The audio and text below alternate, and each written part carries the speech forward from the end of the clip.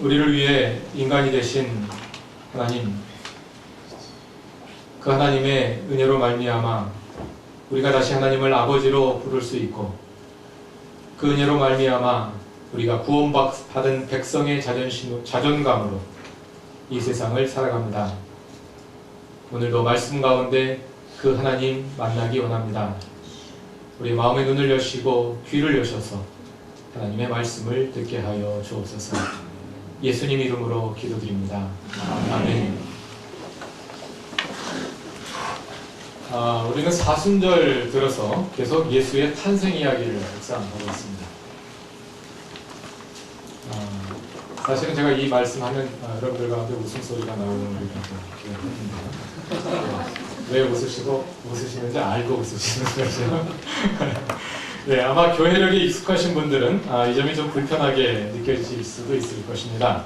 사순절은 본래 예수의 고난과 십자가를 묵상하며 부활을 기다리는 절기입니다. 따라서 교회력을 따르자면 순환과 부활을 담고 있는 그러한 본문들이 이 절기 설교의 주제가 되어야 하겠습니다만, 우리는 3월 첫 주부터 누가복음 강해를 시작을 했고, 바로 그 주간에 사순절이 시작되었는데, 누가복음 첫 부분이 예수님의 탄생 이야기라서 뜻하지 않게 사순절에 예수님의 탄생을 묵상하게 되었습니다. 교회력에서 예수님의 탄생을 기다리는 절기는 대강절입니다. 대강절은 성탄절 전 4주간으로서 예수 그리스도의 탄생을 기다리며 준비하는 절기입니다. 그런데 재미있게도 대강절과 사순절에는 동일한 예전 색깔, 즉 보라색을 사용을 합니다. 그래서 아마 이번 달 설교를 녹화한 동영상을 나중에 대강절 기간에 틀어서 다시 보게 되면 아마 처음 본 분들은 그것이 대강절 설교라고 생각하실지도 모르겠습니다. 그러나 예수의 탄생을 기념하는 대강절과 예수님의 순환과 부활을 기념하는 사순절은 예전 색깔에서뿐만 아니라 그 의미에서도 통하는 점이 많습니다. 예수님의 오심은 순환을 위한 탄생이었기 때문입니다. 예수님의 오심을 강림이라고 말하는데, 강림이란 내려오심, 즉 하나님의 자리를 버리고 인간의 자리로 낮아지심을 의미하기 때문에 오심 그 자체가 순환을 함축하고 있는 것입니다. 오늘 본문은 예수의 탄생이 가지는 그 순환의 측면을 잘 드러내서 보여줍니다. 누가복음 2장 1절은 로마 황제 아우구스투스가 다스리던 시절에 예수께서 태어나셨다고 알려줍니다. 여기에 나오는 로마 황제에 대한 언급은 두 가지 관점에서 이해할 수 있습니다. 먼저 누가는 이를 통해서 예수 사건을 세계사 속에 위치시킵니다. 누가복음을 다른 복음서들과 비교해보면 이러한 점이 분명히 드러납니다. 먼저 마가복음을 보면 대부분의 역사적 기록들은 그 사건이 언제 일어났는지 그 시간적인 배경을 밝히기 마련인데, 마가복음을 1장부터 차근차근 읽어봐도 그 일들이 정확히 언제 일어났는지 말해주지 않습니다. 마가복음 1장부터 5장까지는 역사적 배경에 대해서 특기할 만한 언급이 없고, 6장에 가서야 비로소 헤롯 왕이 등장을 하는데, 신약 성서 시대 이스라엘에는 헤롯 왕가가 4대, 그리고 예수님 태어나실 때 헤롯의 아버지까지 포함하면 헤롯 5대에 걸쳐서 130년 이상을 다스렸기 때문에 그 가운데 정확히 어떤 헤롯을 말하는지가 정확하지가 않습니다. 그러다가 마가복음이 다 끝날 무렵에 가서야 로마 총독 빌라도가 등장하기 때문에 독자들은 그제서야 비로소 예수 사건이 그때 일어났구나 하는 것을 알 수 있게 됩니다. 마태복음은 다릅니다. 마태복음 2장 1절은 헤롯 왕 때에 예수께서 유대 베들레헴에 나셨다고 명시함으로써 예수 사건을 유대 역사에 분명히 위치시킵니다. 마태복음은 유대적 특성이 강한 책입니다. 그리고 2장 2절을 보면 알 수 있는 것처럼 마태복음은 예수를 유대인의 왕으로 소개합니다. 마태복음 1장 1절부터 17절까지에는 예수님의 족보가 나오는데, 그 족보에는 예수를 아브라함의 자손이요 다윗의 자손으로 소개합니다. 이 말은 예수가 아브라함의 자손, 즉 유대인이며 다윗의 자손, 즉 왕이라는 사실을 보여주는 것입니다. 유대인의 왕으로 오신 예수를 그리기 위해서 마태복음은 예수 사건을 유대 역사 속에 위치 지우고 있는 것입니다. 누가복음은 그거보다 한 발자국 더 나갑니다. 누가복음 1장 5절은 예수 탄생에 얽힌 일련의 사건들이 유대왕 헤롯 때 일어났다고 가르쳐줍니다. 또 오늘 본문인 누가복음 2장 1절은 예수께서 로마 황제 아우구스투스 시대에 태어나셨다고 말합니다. 또 다음 장인 3장 1절을 보면 예수 공생의 당시 로마와 팔레스타인을 다스리던 통치자들을 자세히 언급하고 있는 것을 볼 수 있습니다. 이렇게 누가복음은 예수 사건을 유대 역사뿐만 아니라 로마 역사에 함께 위치시키고 있는 것인데, 그 당시 지중해 연안에 사는 사람들의 세계관에서 로마는 전 세계를 다스리는 제국이었습니다. 그 동쪽에 있는 중국이나 한국이나 일본은 있다는 사실 자체도 몰랐습니다. 로마가 다스리는 세계가 그게 곧 전 세계였습니다. 따라서 로마 역사를 배경으로 예수 사건을 기록한다는 말은 곧 예수 사건을 세계사에 위치시킴을 의미합니다. 누가복음이 예수 사건을 세계사에 위치시키는 이유는 예수를 유대인과 이방인 모두의 구원자로 그리기 때문입니다. 누가복음에는 3장 21절부터 28절까지 예수의 족보가 나오는데, 그 족보를 보면 아담을 거쳐서 하나님에게까지 올라가는 것을 볼 수 있습니다. 그것은 누가복음이 그리는 구원의 지평이 아담의 자손, 곧 모든 인류에게까지 확대되고 있음을 보여주는 일면입니다. 이처럼 예수의 탄생을 황제 아우구스투스와 관계짓는 누가복음 2장 1절은 저자의 역사 과정인 안목과 함께 이 책에 담긴 보편적인 구원관을 보여주는 것입니다.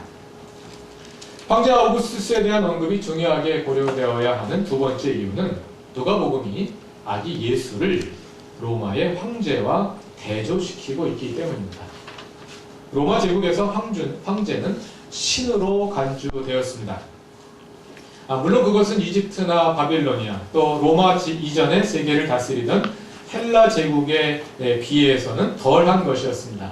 로마 사람들은 그 사람들보다는 더 합리적이어서 황제 자신도 신으로 숭배받는 것을 낯뜨겁게 생각한 것 같습니다. 그래서 로마의 황제 숭배는 다른 나라들에 비해서 덜 노골적이었다고 합니다.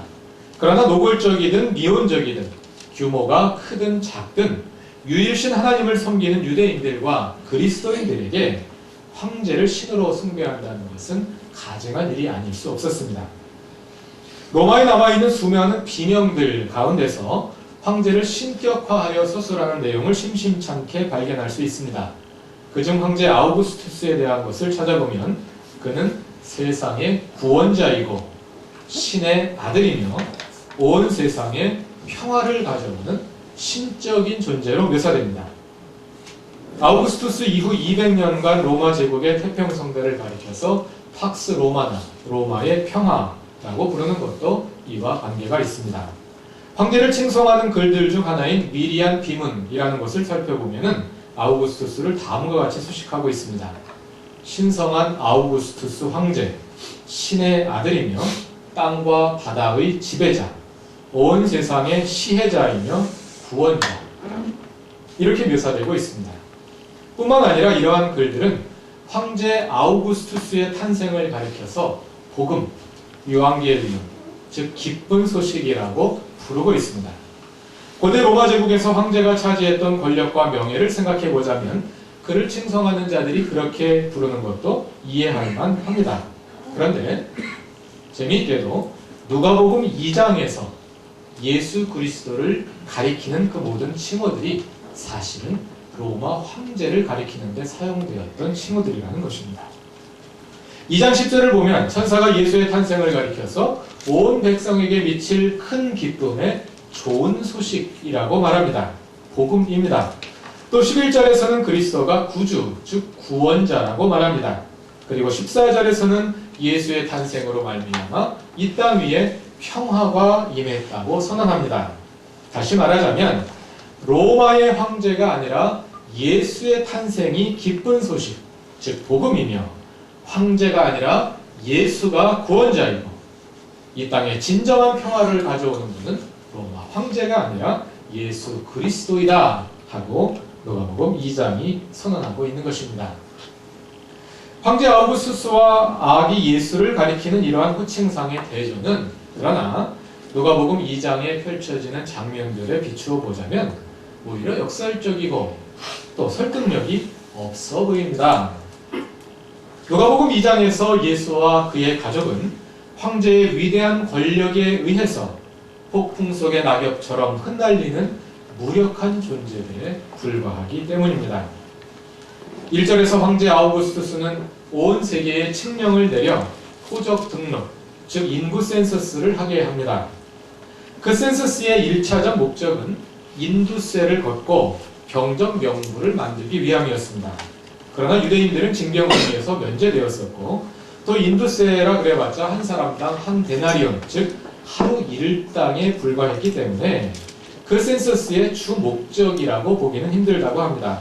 많은 학자들은 센서스의 본 목적이 인두세보다는 피지배 신민들의 충성을 확인함으로 제국의 지배를 확고히 하는 데 있었다 하고 설명합니다. 그 부정령에 따라서 온 세계가 그리고 모든 사람이 구름처럼 고향을 향해 움직입니다. 예수의 아버지 요셉과 어머니 마리아도 그 군중 속에 섞여서 바람에 이는 먼지처럼 힘없이 고향으로 떠밀려 갑니다. 그것은 우리가 설이나 추석에 볼 수 있는 푸근하고 즐거운 귀성 행렬이 아닙니다. 만삭이 된 몸을 이끌고 남편의 고향 베들레헴을 향해 힘겨운 발걸음을 해야 하는 마리아의 입장에서 보자면 말입니다. 요셉과 마리아의 힘없는 움직임, 황제의 강압에 의한 그들의 초라한 이동은 이처럼 로마 제국의 위력이 얼마나 대단한지, 그리고 그에 비해 예수와 그 가족의 처지가 얼마나 무기력하고 초라한지를 대조해서 보여줍니다. 그러나 단지 그것뿐만은 아닙니다. 왜냐하면 그 이동으로 인해서 메시아가 다윗의 고향 베들레헴에서 태어날 것이라는 구약의 예언, 즉 하나님의 구원 계획이 이루어질 것이기 때문입니다.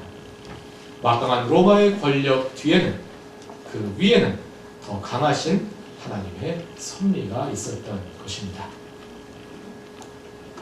누가복음 2장에서 황제 아우구스투스와 대조되는 것은 아기 예수와 그의 부모들 뿐이 아닙니다. 그 대조의 또 한 축은 8절에 나오는 목자들입니다. 그 지역에서 목자들이 밤에 들에서 지내며 그들의 양떼를 지키고 있었다. 그 당시 이스라엘은 농경사회였습니다. 농경사회에서 목자들이란 대개 땅이 별로 없는 가난한 농부들이 농사만으로는 생기 유지가 안 되어서 남의 가축을 맡아서 말품팔이로 지키는 그러한 경우가 많았다고 합니다. 그들은 사회의 밑바닥층을 이루는 사람들이었습니다. 또 목자들은 온종일 메마른 들판에 나가 살아야 하는 처지였으므로 식사 때마다 손을 씻어야 하는 음식법도 제대로 준수하기 어려웠을 것이고, 따라서 부정한 사람들, 즉 죄인으로 분류되는 경우가 많았을 것입니다. 그런데 천사들이 바로 그 목자들에게 나타난 것입니다.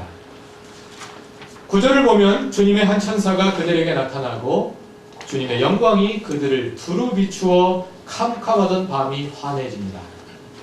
뿐만 아니라 13절을 보면 그 천사와 더불어 많은 하늘 군대가 나타나서 하나님을 찬양합니다. 이 장엄한 광경은 그 버려진 들판, 부정하다고 정제된 공간을 하늘과 땅, 하나님과 인간이 만나는 거룩한 공간으로 바꾸어 놓습니다.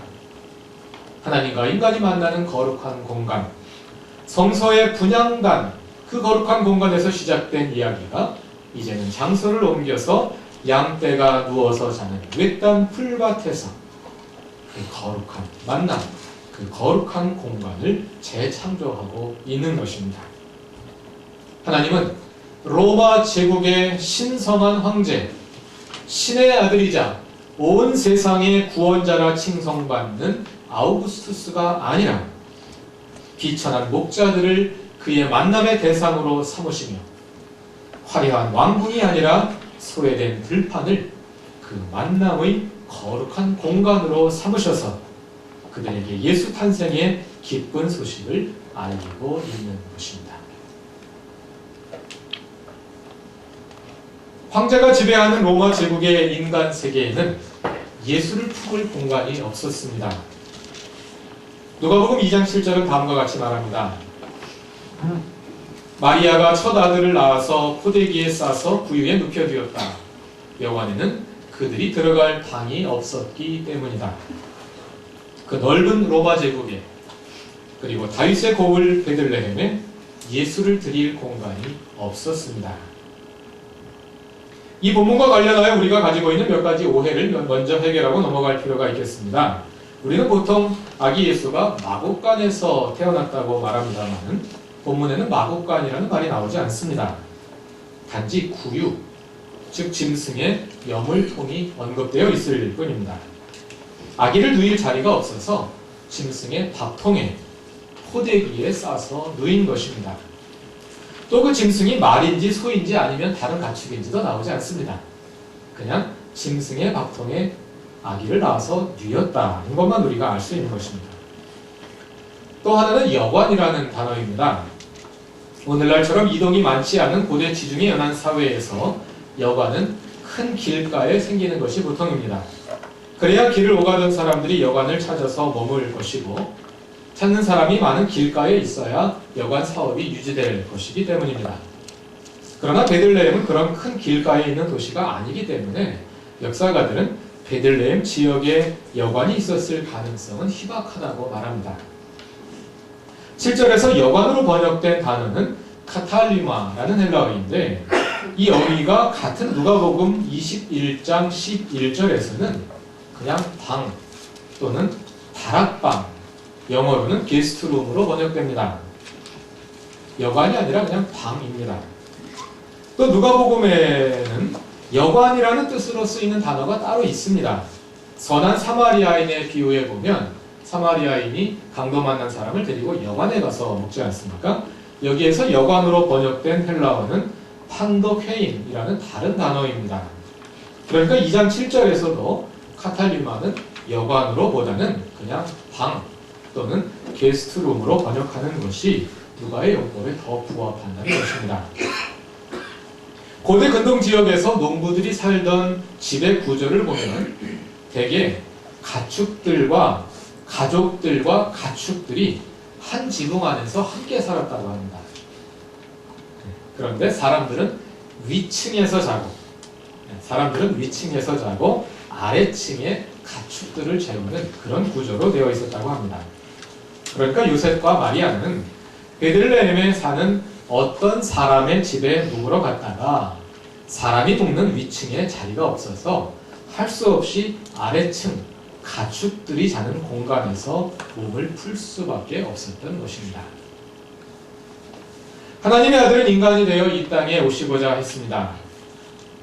아우구스투스가 사는 황궁은 면적도 넓고 여유도 있고 주거 환경도 훨씬 안락해서 아기를 출산하기에도 좋았을 것입니다. 그러나 그 황궁에는 아기 예수가 머물 공간이 없었습니다.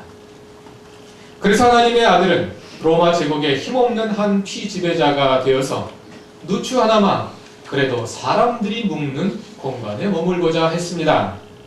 그러나 거기에도 예수가 머무실 자리는 없었습니다. 그래서 아기 예수는 인간의 잠자리가 아닌 가축의 여물통에 처음 등을 기대고 묵으실 수밖에 없었던 것입니다. 구유에 누인 아기, 참으로 초라하기 그지없는 모습입니다. 낮은 곳으로 임한 탄생, 순환을 암시하는 탄생입니다. 예수께서 포대기에 싸서 그 구유에 누이셨던 것처럼 나중에 예수는 동일한 포대기에 쌓여서 무덤에 누이시게 됩니다. 동일한 헬라어 단어들이 두 본문에 사용되고 있습니다. 그러나 12절에서 천사는 목자들에게 예수 탄생을 그 소식을 전하는 가운데 다음과 같이 말합니다. 너희는 한 갓난아기가 포대기에 쌓여 구유에 누워 있는 것을 볼 터인데 이것이 너희에게 주는 표징이다. 10절에서 예고하는 구주이며 그리스도이며 주이신 하나님의 아들의 탄생을 보여주는 표징이라는 것이 황제와 같은 권력자의 모습이 아니라 고작 포대기에 쌓여 가축의 염을 통해 뉘어있는 한 초라한 아기라는 것입니다. 그렇습니다. 우리가 가진 기독교 신앙은 그 누추한 공간, 그 초라한 아기의 모습에서 메시아의 표징을 읽어내는 것입니다. 그것이 우리의 믿음입니다. 그 표징을 읽어낼 줄 아는 눈을 가지시기 바랍니다. 그 표징을 읽어내기 위해 우리는 예수가 묵으시는 낮고 누추한 공간으로 내려가야 합니다. 그리고 우리 안에 예수가 묵으실 공간을 만들어야 합니다. 하나님의 아들이 그 짐승의 여물통 위에 묵으심으로 다시 그 공간이 거룩한 공간으로 변화됩니다. 성전에서 시작된 이야기가 그 거룩한 공간이 가축의 여물통으로 그리고 부정한 사람들이 사는 초라한 들판으로 옮겨가고 있는 것입니다. 예수는 찬란한 왕궁, 화려한 맨션에서 누울 자리를 찾지 못하십니다. 하나님은 왕궁이 아니라 베들레헴이라는 한 작은 고을로 내려오셔서 그것도 사람의 침상이 아니라 가축의 구유에 누우십니다. 그 구유가 되어서 아기 예수를 여러분의 가슴에 품고 싶지 않으십니까? 우리의 삶이 예수께서 머무실 공간이 되게 합시다. 우리의 가정이 예수께서 머무실 공간이 되게 합시다. 우리 교회가 그 구유와 같은 공간, 예수께서 머무실 자리가 되게 합시다. 다 같이 기도드리겠습니다. 하나님, 우리는 화려한 공간에 우리를 위치시키기를 좋아합니다. 그리고 그 화려한 공간에서 주님을 찾고자 합니다. 그러나 예수님은 왕궁에 누우시지 않고 베들레헴의 한 초라한 농가에 짐승의 구유 위에 누우십니다. 하나님, 우리도 그곳으로 내려가게 하옵소서. 하나님, 우리의 삶이 너무나도 초라하여 우리의 겉은 번지르르하지만 우리의 속사람이 너무나도 누추하여 짐승의 구유와도 같습니다. 하나님, 여기에 오시옵소서. 오셔서 묵으시고 이 누추한 공간을 거룩한 공간으로 변화시켜 주옵소서. 베들레헴의 한 구유가 되어서 우리의 마음속에 우리의 삶에 예수를 모시고 그 예수로 인한 그 거룩함을 드러내는 삶을 살아갈 수 있게 하옵소서. 예수님 이름으로 기도드립니다. 아멘.